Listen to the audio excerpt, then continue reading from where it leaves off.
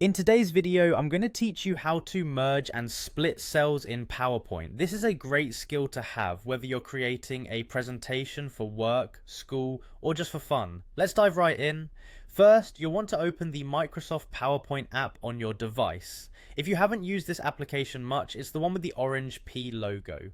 Once PowerPoint is up and running, you'll need to select the presentation you want to work on. Simply scroll through your recent presentations or open one from your saved files. If you're creating something new, feel free to start a fresh presentation by selecting that option. After you've got your presentation open, locate the specific slide where you want to merge or split the cells in a table. Click on that slide to open it. Tables are a fantastic way to organize information clearly, and sometimes you may need to combine cells to emphasize larger headers or data blocks. Now go to the slide where your table is located, or if you don't have one yet, insert a table onto your slide using the Insert menu.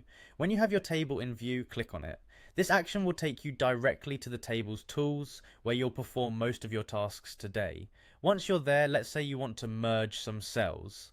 Simply select the cells you wish to combine. It could be two cells side by side or even several cells together, depending on what works best for your design. Next, right-click your mouse or trackpad, which will bring up a context menu.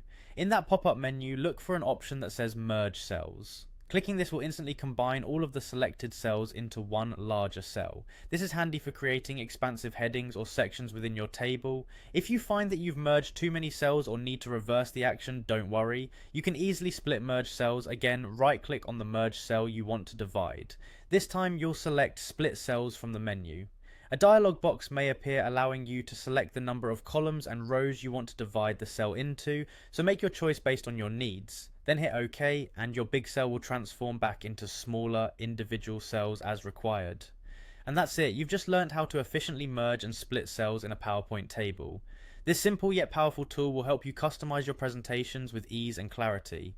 Remember, practice makes perfect, so feel free to experiment and find what looks best for your unique presentation needs. Thanks for watching, and don't forget to like and subscribe for more helpful tutorials. See you next time.